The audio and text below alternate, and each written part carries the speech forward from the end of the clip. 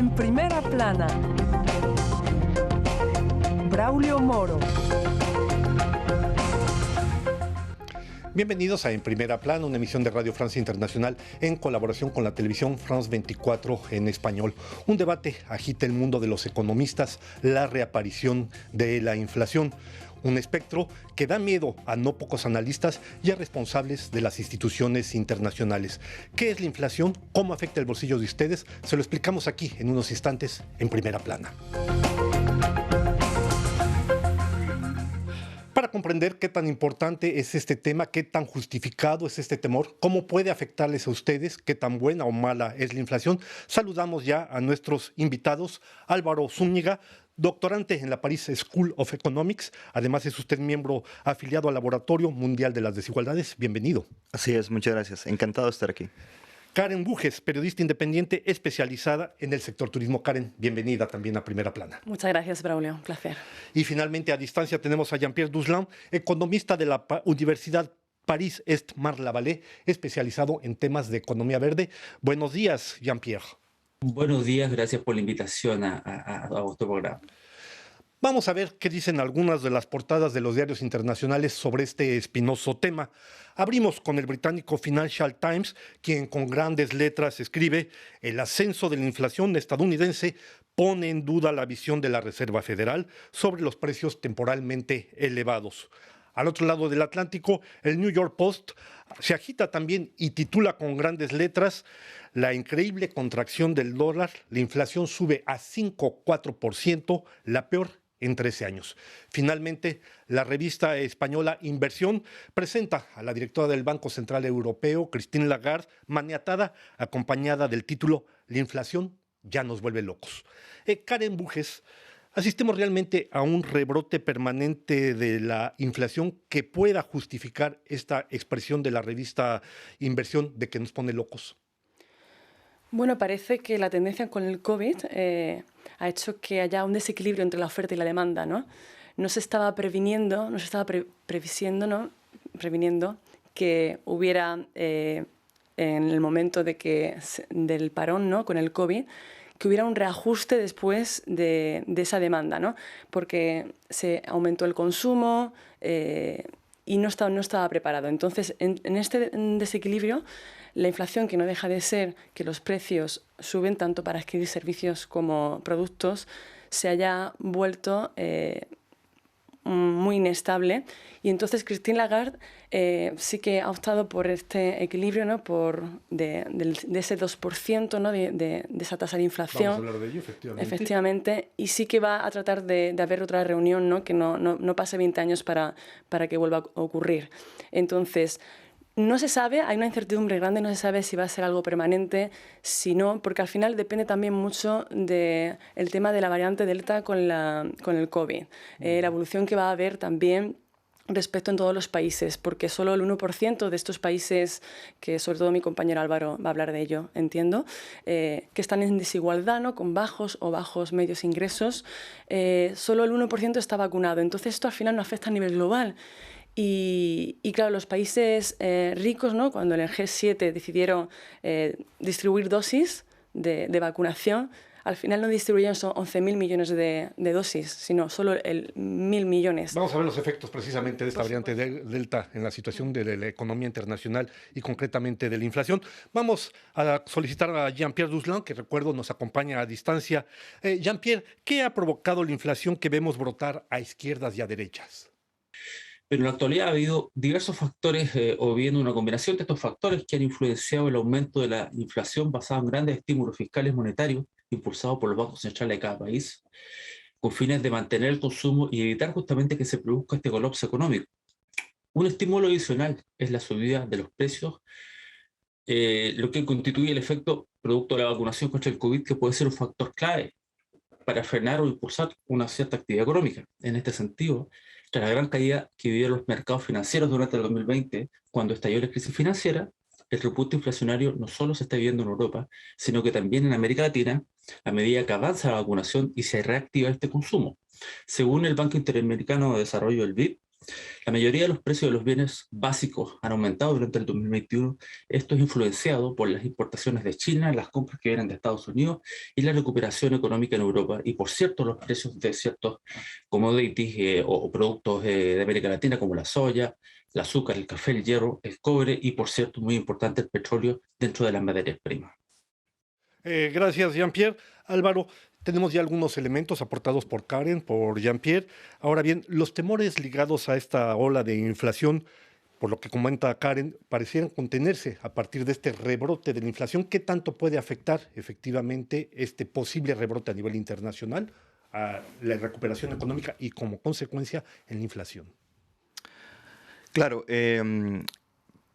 parte del problema en este momento es que no sabemos qué tan significativa va a ser esa recuperación económica, precisamente porque no sabemos cuáles son los efectos de las nuevas variantes, en particular la variante Delta, y no sabemos cómo va a progresar el proceso de vacunación en los diferentes mercados. Eso genera incertidumbre. Pero hoy que estamos hablando de inflación, esa incertidumbre más bien nos hace temerle un poco menos a la inflación. Es cierto que hay inflación en el mundo en este momento, ahora no es la misma en todos los países. La mayoría de titulares se refieren a los Estados Unidos. La Unión Europea presenta muchísimo menos inflación. Inclusive la de Estados Unidos, muchos argumentarían que no es preocupante. La de la Unión Europea es más baja. La de Japón es probablemente aún más baja. Y la del mundo en países en desarrollo en este momento no es preocupante, excepto algunos países que son la excepción. Entonces, sí hay una inflación que se sale un poco de la norma de los últimos años, pero no sabemos si va a ser permanente, no sabemos si tenemos que preocuparnos, y uno de los atenuantes para preocuparse es precisamente que no sabemos qué tan fuerte va a ser la recuperación económica. Muy bien. Recordemos que hay muchas variables que explican precisamente el surgimiento, la explosión que puede haber en un momento dado de una ola inflacionaria. Normalmente se entiende, recordemos como inflación, un aumento de los precios, sea de los bienes, sea de los servicios, por una ausencia de la oferta que no sigue la demanda. Es un poco técnico esto, pero esperemos que lo comprendan ustedes. Y también hay otra razón que puede explicar un incremento de la inflación, es cuando uno se pone a echar a andar la máquina de fabricar billetes. A este propósito, precisamente, hemos visto que en los últimos meses, tanto en Estados Unidos como en la Unión Europea, han sido lanzados planes multimillonarios de rescate para incentivar la economía. Karen, en este sentido, ¿esos planes pueden ser un motivo que esté incentivando, notablemente en el caso de Estados Unidos, el rebrote de la inflación? Por supuesto, al final la inflación recibe la situación económica que nos encontramos, ¿no? No deja de ser una herramienta también de macroeconomía, ¿no? Y una forma también de equilibrar tanto el FED como el Banco Central Europeo. La Reserva Federal.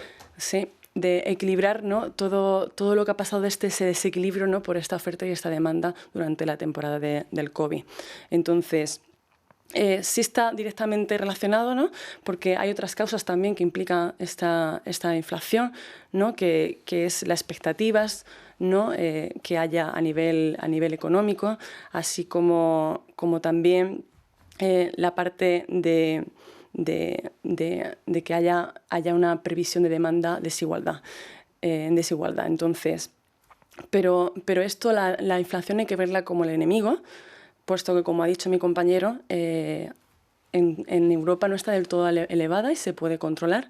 Y luego, por otro lado, hay ciertas cosas que la inflación provoca, que pueden ser positivas, como puede ser activar la economía, ¿no? Al final, cuando los precios se elevan, lo que es el ahorro disminuye, porque el poder del valor del dinero también disminuye y se incentiva también más a las inversiones también, por otro lado. Entonces, hay una serie de factores positivos que es por lo que hacen que tanto la FED como el Banco Central Europeo decida mover estos valores y también cambiar el tipo de interés, para poder jugar un poco con esta parte, incentivar esa economía, ¿no? En que resurja, ¿no? Y aprovechar esta coyuntura, ¿no? Económica que estamos viviendo. Entonces, parte de las cosas positivas que tiene esa inflación es eso, incentivar la economía, es que haya más inversiones. Y sí que se pierde poder adquisitivo, que esto quizás es lo que les interesa sobre todo a los que nos están viendo, pero normalmente se tiende a equilibrar con el aumento de los salarios. Eso lo veremos en un instante más. Claro. Gracias, Karen. Precisamente, Álvaro, lo comentaba hace unos instantes, Karen, la presidenta de la Banca Central Europea, Christine Lagarde, ha tenido una reunión ayer jueves, han anunciado un cambio radical de la estrategia seguida por el Banco Central Europeo en los últimos 20 años. Anteriormente se fijaba como un límite el 2% de inflación anual. Y lo que han decidido ahora, lo ha dicho claramente, es ya no solo es que tiene que ser inferior al 2%, sino dice ya podrá ser de manera transitoria superior al 2% anualizado. Es decir, el Banco Central acepta finalmente dejar este papel de guardián del templo de la ortodoxia inflacionaria monetaria. Pienso que tal vez es un poco exagerado decir que que va a dejar la ortodoxia. Creo que mantiene el promedio de 2, solo que acepta irse para arriba. Antes solo aceptaba estar por debajo de 2. Así es. Y creo que la proyección para finales de año es un 2.6, que sigue siendo muy baja. Y no pareciera que apunte a una alta tendencia inflacionaria. Lo otro que es importante mencionar es que cuando se habla de inflación no solo importa la de un año específico, sino importa la de los años anteriores y los años posteriores. Y lo que se busca es tener una tendencia, un promedio ponderado de estos varios años que no se aleje mucho de 2. Entonces, aunque la de este año sea mayor a 2, o a lo que sea la meta del Banco Central, si la del año anterior fue menor porque fue menor y la de los años posteriores va a ser menor, al final, digamos, ese aumento de hoy compensa un poco la pérdida de ayer y de mañana. Muy bien. Jean-Pierre, recuerdo que usted está a distancia. ¿La inflación puede poner en peligro la frágil y desigualdad reactivación económica? En América Latina el exceso y el acceso desigual a las vacunas y la aparición de nuevas variantes del virus aumenta la incertidumbre sobre la evolución de la pandemia y la consiguiente recuperación de estas economías. Un informe de la CEPAL en Santiago de Chile de julio menciona que se ha propiciado la reactivación en base a un mayor crecimiento de Estados Unidos y China, también al aumento de los precios de las materias primas en conjunto con la apertura económica y la flexibilización del distanciamiento físico que antiguamente era mucho más duro. Durante el 2020, los países de nuestra región anuncian medidas fiscales sin precedentes. Esto atenuó los efectos negativos de la pandemia, pero aumentó la desigualdad y la pobreza, entre otros factores. En este sentido, las medidas fiscales se enfocaron justamente en fortalecer los sistemas de salud pública, apoyar a las familias mediante transferencias monetarias y a proteger la estructura productiva de los países a través justamente de asegurar la liquidez de la economía. Ante la persistencia de esta pandemia, los países de Latinoamérica anunciaron entre enero y julio, de 2021, nuevos paquetes fiscales de emergencia que van a ir directamente en ayuda de la economía. Ahora, no solamente estos ajustes en política monetaria y fiscal influirán en la reactivación, por cierto, sino que también procesos políticos como la nueva constitución en Chile, la asunción de un nuevo gobierno en Perú y los problemas políticos que se están viviendo en Argentina y Colombia, que generarán mucha incertidumbre y producirán una cierta desaceleración que puede impactar justamente en este crecimiento durante el año 2022. Gracias, Jean-Pierre. Vamos a hacer una breve pausa y en unos instantes más estamos de vuelta aquí en Primera Plana.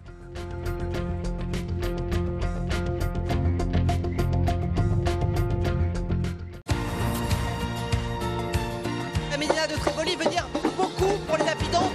Bienvenidos a las noticias de France 24. Thanks very much for joining us. أهلا بكم في ثقافة في عدد اليوم. Ravi de vous retrouver pour Afrique Hebdo. Au programme cette semaine. ونسمع بين حين والآخر. Y en rechazo a las medidas. This storm has hit New York City a lot harder. I pledge to be a president. 3, 2, 1. Madagascar fait face à une seconde vague meurtrière. Casi 99 millones de ustedes nos siguen cada semana en France 24. Thank you for watching.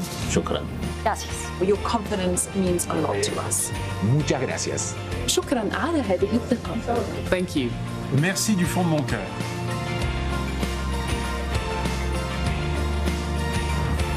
Liberté, égalité, actualité.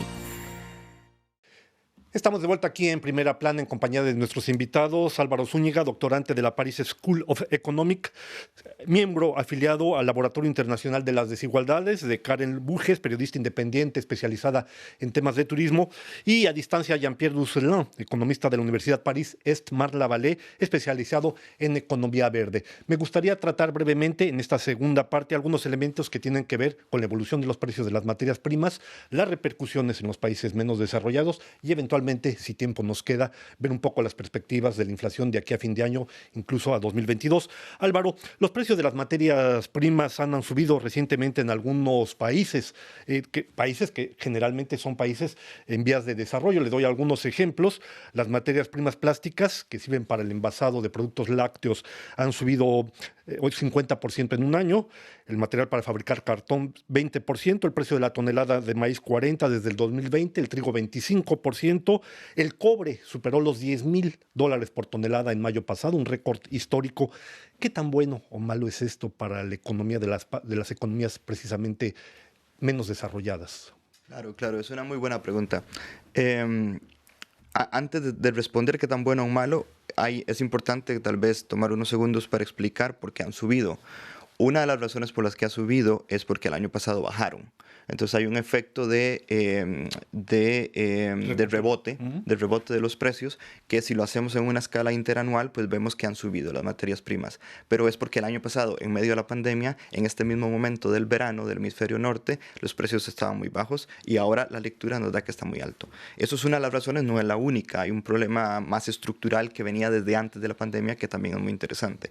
Ahora, dicho eso, ¿cómo afecta esto a los países en desarrollo y los países, sobre todo, productores de materias primas?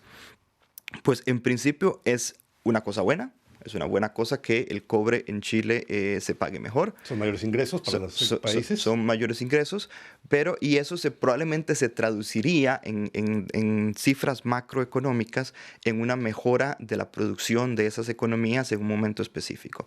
Pero hay que trascender un poco esta visión y hay que preguntarse qué tanto de esta mejora en la producción total se refleja en una disminución de la pobreza y en una disminución de la desigualdad. Y aquí es donde yo sería un poco más escéptico de pensar que un aumento del precio de una materia prima se va a traducir necesariamente en menor pobreza y menor desigualdad en países que han sufrido muchísimo.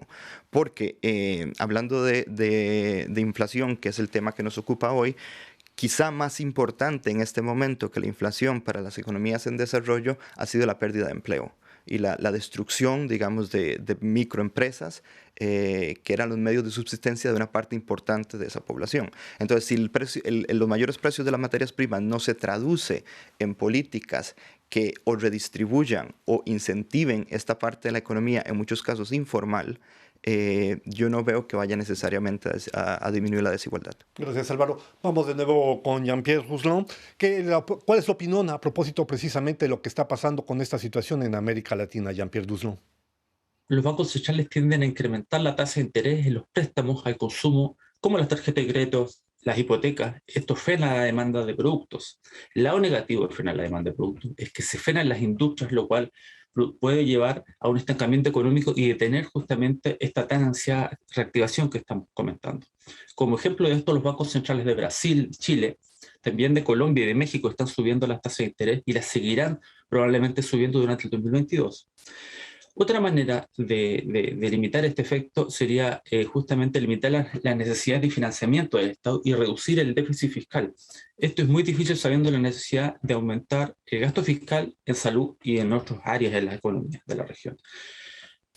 Otra sería variar los impuestos, lo que es rechazado ampliamente por las empresas, y sería ir en contra también de la reactivación. Una idea adicional sería realizar una reforma fiscal que implica una disminución del tamaño del Estado y de sus gastos administrativos. Esto se está realizando, como todos sabemos, en Ecuador, con algunos temas de protesta al respecto.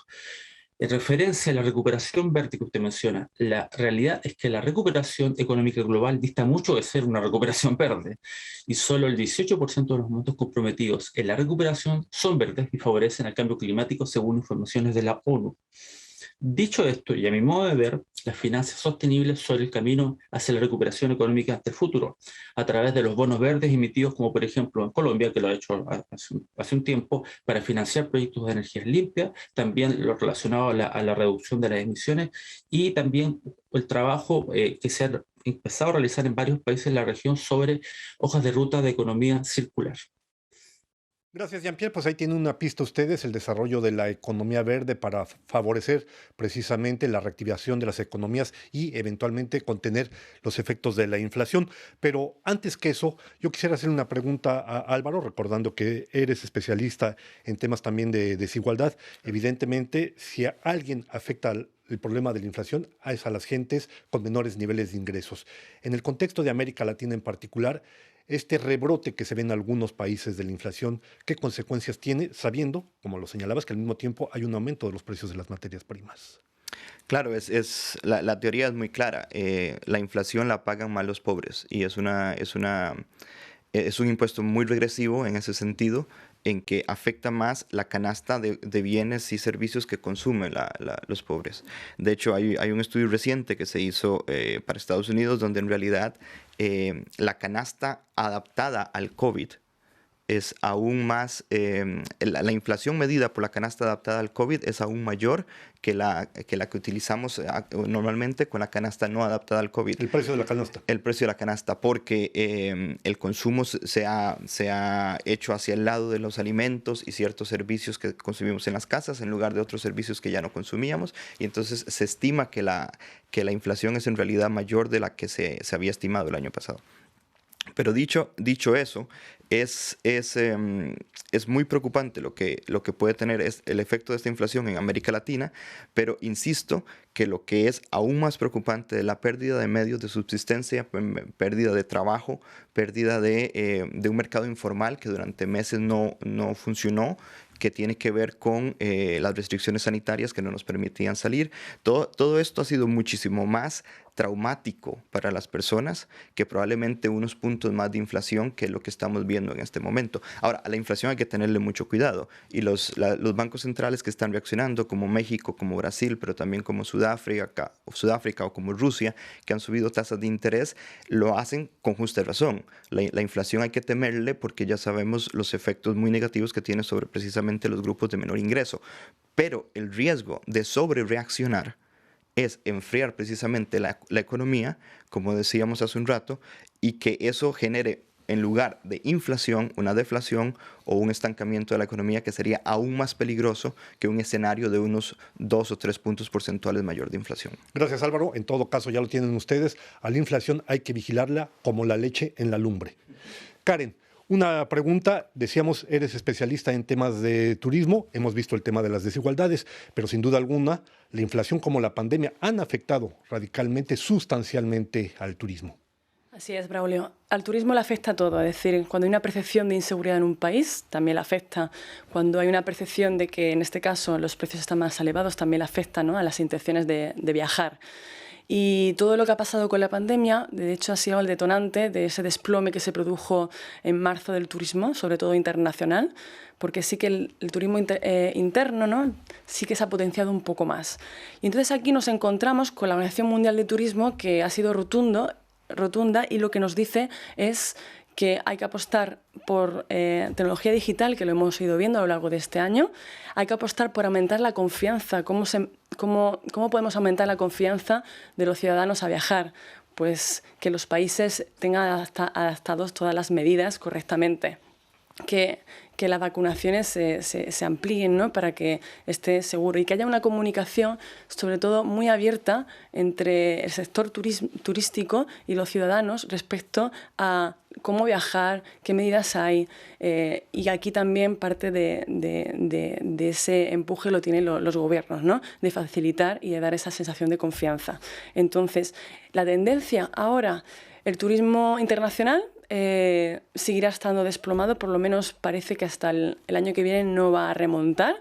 Sí que es cierto que, por ejemplo, el turismo interno sí que se está potenciando más. Países que se encuentran dentro de la Unión Europea han podido beneficiarse de ello, sobre todo con este pase sanitario digital, ¿no?, del COVID, que sobre todo países como Francia ahora mismo están haciendo de que para poder libre movimiento, ¿no?, sobre todo, y favorecer ese turismo interno, pues puede enseñar un test negativo de PCR o bien la vacuna, ¿no?, que tenga las 2 dosis, el ciclo completo.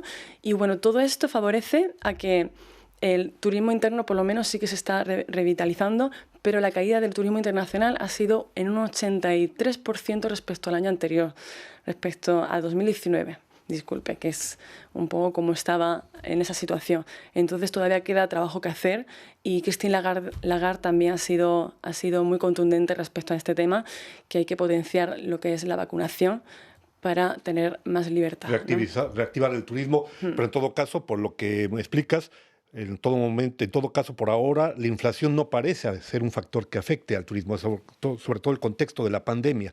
Hay pocos aumentos de precios en general en el turismo, entiendo. Es más el contexto de la pandemia a nivel general, porque intenciones de viajar sí que lo hay, pero hay que aumentar la confianza. Pero la inflación a nivel, si se percibe ese aumento de precios, sí que puede quitar la intención de viajar, ¿no? Reducirla. Sin embargo, nos encontramos en un momento ahora donde se preocupan más por esa facilidad de viajar, ¿no? Por tener bien la documentación. No nos están fijando tanto en el tema de los precios, pero obviamente a países que se encuentran en más desigualdad sí que les afecta directamente. De hecho, en el Consejo Europeo, cuando se decidió qué países tenían que entrar para poder viajar, solo, por ejemplo, Uruguay en Latinoamérica ha sido uno de los pocos que sí que se puede viajar libremente. Entonces nos encontramos también con Marruecos, Canadá, aquí entran otras partes. Entonces, y todos los países tienen también el libre albedrío a la hora de decidir si tienen que cerrar fronteras, no tienen que cerrar fronteras, qué medidas tomar. Entonces la inflación como tal, por el momento, es una incertidumbre, como hemos estado hablando a lo largo del programa, y bueno, vamos a ir viendo. Pues ya lo vieron ustedes, es un tema complejo, pero al mismo tiempo bastante interesante. Estamos poniendo ya punto final a esta primera plana. No me queda sino agradecer a mis invitados, Álvaro Zúñiga de la Paris School of Economics, miembro del Laboratorio Mundial de las Desigualdades, a Karen Bujes, periodista independiente, y a distancia a Jean-Pierre Duslan, economista de la Universidad Paris Est, Marla Barlet, su presencia en nuestros estudios. A ustedes les damos las gracias y les invitamos a otra cita aquí en Primera Plana.